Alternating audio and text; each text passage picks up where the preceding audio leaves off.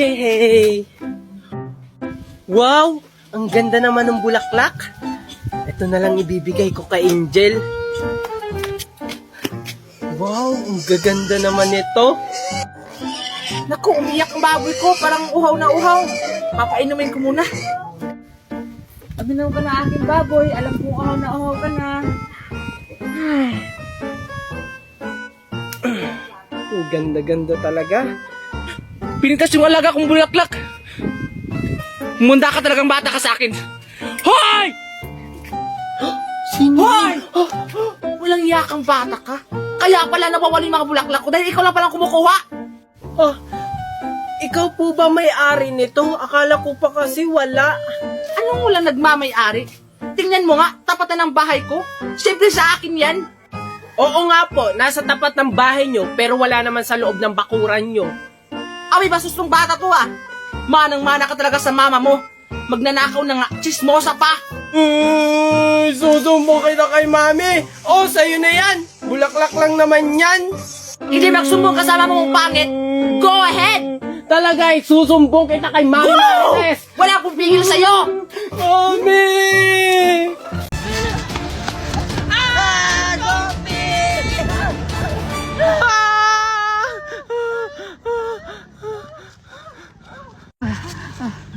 Mukhang mabait siya, Scarlett. Tinulungan niya tayo.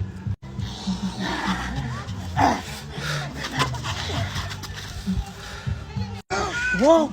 Ang galing naman niya. Oo nga. Kasama na ni Scarlett tsaka ni Junjun yung zombie. Zombie na sila! Ano? Mimay! Mimay, tulungan mo kami! Ha? Tao pa rin sila? Paano kaya nangyari yun? Tapos may kasama pa silang zombie? Ay, alam ko na, baka nagpapanggap lang sila. Ah! Hala, Junjun! Tinakbuhan lang tayo ni Mimay! Hala, parang si Mimay yung tumatakbo ah. Siguro hinahabol siya ng mga zombie. Hoy, Mimay! Mimay, dito!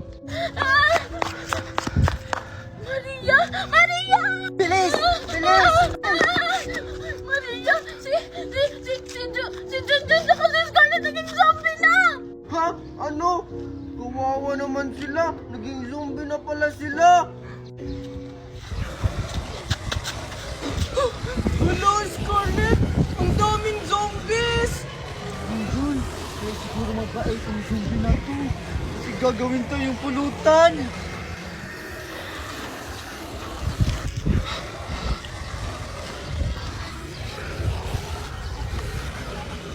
Ha? Ano sinasabi niya, Junjun? Hindi ko rin alam, Miss Scarlett. Ah, ano yung sinasabi mo? Ganyan-ganyan?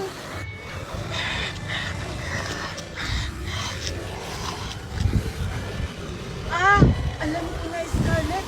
Ang sabi niya, kukunuan daw tayong zombie-zombie.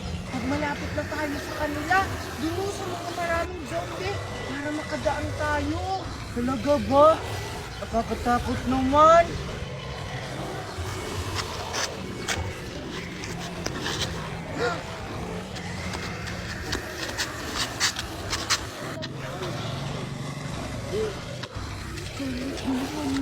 Ang zombie, parang hindi tayo mahalata.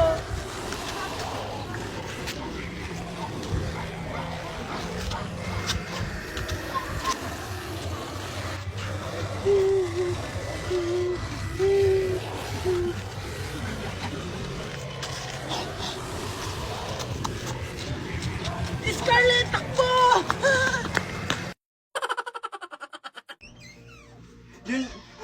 Junjun? Junjun, ang taas ng lagnat mo. Dito. Valerie! Ano yun, Ronaldo? Oh, Ronaldo, ano yun? Ang taas ng lagnat ni Junjun, hinayaan mo lang? Ah, Ronaldo, akala ko kasi nagbibiro lang siya. Malakas pa yan kanina. Parang hindi ka isang ina. Hindi mo man lang naramdaman na nilalagnat siya? Bakit responsibilidad ko ba yan, Ronaldo? Oo, responsibilidad mo siya. Dahil isa kang ina. Sana naman tinuring mo siyang tunay na anak. Mahirap ba yon? Eh, ikaw nga!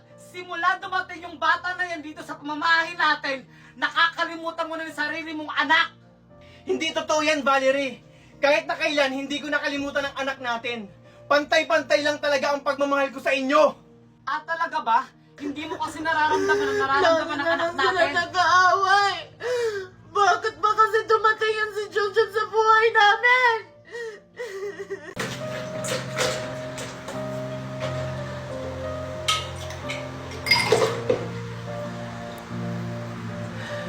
Junjun! Bakit po, tita? Halika nga dito. Sige po, tita. Ibigay mo to sa tata mo. Nandun siya sa labas. Sige po, tita. Anong tempo ka pa mo dyan? Ibigay mo sa tata mo. Sige po.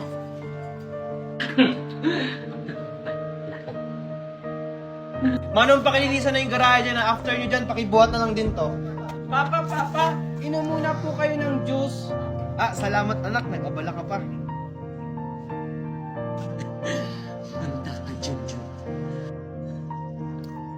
Teka Junjun, ba't ganito yung lasa na ito? Tsaka, parang hindi ako makahinga. Tsaka parang nahihilo ako. Papa, ano nangyayari sa'yo?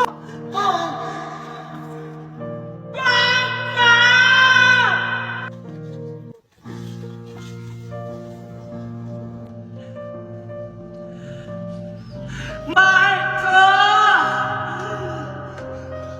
Papa, ano nangyayari Marco! Marco! Junjun! Anong ginawa mo kay Marco?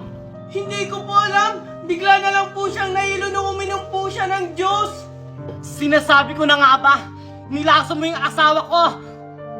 Hindi ko po yun magagawa kay Papa. Di ba po, kayo po yung nagbigay ng inumin para kay Papa? Oo! Ako ang nagbigay sa'yo ng juice. Pero sigurado ako, ikaw ang naglagay ng lason para patayin mo yung asawa ko at nakuha mo ang kayamanan. Walang iyak ang bata ka!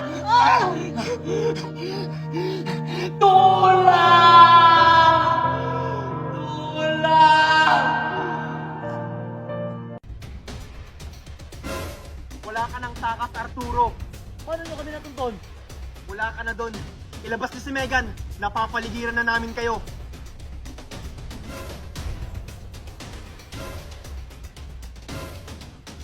Takpin niyo siya. Yes, sir! Hindi maaari to.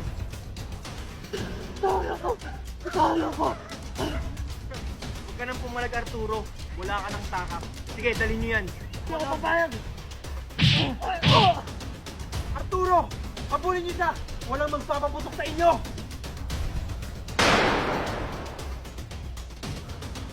Sino nagpaputok sa inyo? Tito Marco! Daddy! Megan! Daddy! Megan, anak! Okay ka lang? Hindi ka ba nasaktan? Junjun, Kokoy! Di ba sinabi ko sa inyo huwag kayong susunod? Buti na lang hindi kayo nasaktan! Sorry, Tito.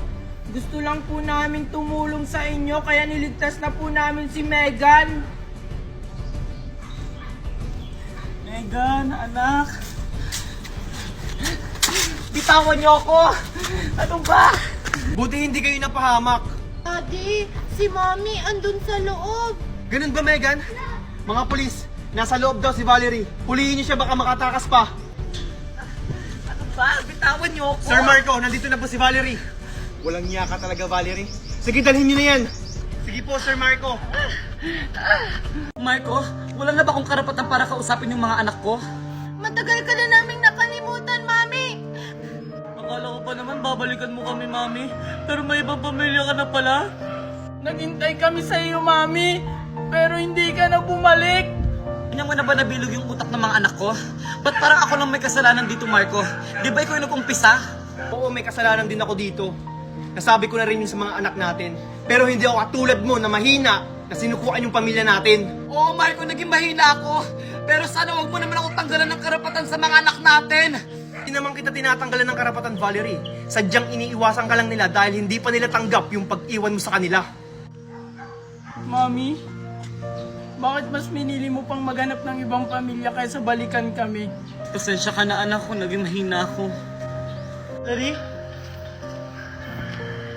Pwede ba kung yumakap mga anak ko? Hinahanap magsisimula na doon yung activities. Hindi na kailangan, Valerie. Nandiyan na yung asawa mo. Tara na, Valerie. Tara na mga anak.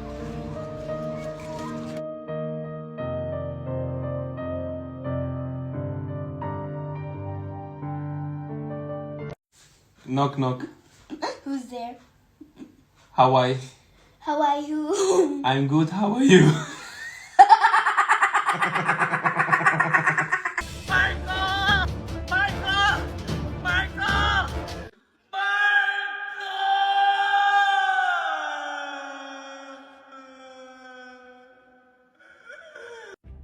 Mami, Daddy, bilhan niyo ako ng bagong toy sa mall ha pagdating natin doon.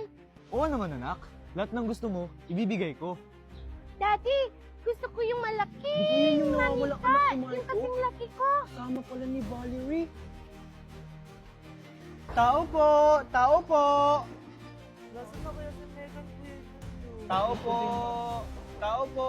May tao. Baka nakita na si Megan. Bakit Tao na po. naman yan? Iyan! Tao po! Sino yan? Junjun, nasaan si daddy mo? O bakit, Wakan? Bakit mo siya hinahanap? Nakita ko yung kapatid nyo, tsaka yung mami nyo. Tapos kasama niya yung bago niyang asawa. Ano? Kailangan itong malaman ni Daddy Kuya Junjun. Kaya mabilis na pumunta ako agad dito. Daddy! O ano yun? Megan, nakita daw ni Joaquin na kasama si Mami. Ano? Sinasabi ko na nga ba? Nandyan pa ba si Joaquin? Opo, Daddy, kausap niya si Kuya Junjun. Nandun po sa labas. Joaquin? Saan mo nakita si Megan? Doon po sa Calvario. Naglalakad po sila. Sinasabi ko na nga ba eh. Walang iya talaga yung Valerie na yan. Joaquin, alam mo ba kung saan sila pumunta? Basta ang narinig ko, pupunta sila ng mall. Kailangan ko magmadali. Joaquin, salamat sa impormasyon ha. Tara, Junjun. walang anuman po, Tito Marco. Joaquin, salamat ha. Mag-iingat kayo, Junjun. Sige, aalis na kami. Uy, Jake! Di ba gagawa tayo ng project ngayon? Asa na sila Kyle at Tia? Ha? Di ba last may usapan natin? Anong oras na? Alam mo naman yun, palaging late. Yan na nga bang sinasabi ko eh. Tara, punta na nga lang natin, hindi yun pupunta dito pag hindi natin puntahan doon. Tara!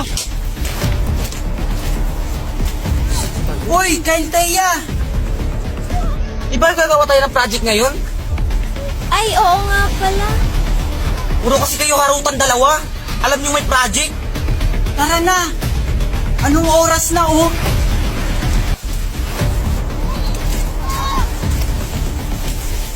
Oh, andito na tayo. Di ba maraming aswang dito? Ano kaswang ka dyan? Saan mo na naman yan napakinggan ha? Andito tayo kila Boboy. Dito tayo gagawa ng project. Yan kasi, puro kasi landian. Hindi, totoo talaga yung sinasabi ko na may mga aswang dito. Hindi nyo ba nabalitaan na may namatay kahapon? Natake daw ng aswang. Aswang? Nakoon mo naman, hindi naman totoo yung mga aswang. Kung ikaw ha, huwag kang gumagawa ng kwento. Ayaw mo lang ata mag-project eh. Oo nga, Tia. Paano mo nakot? Pati ako natatakot na. Sinasabi ko lang naman yung mga nababalitaan ko na totoo talaga yung mga aswang. Tumigil ka nga dyan sa kaso-aso mo na yan. Pati ako natatakot na, putang ina. Uy! Yung pamilyang aswang. Inibig nga dyan.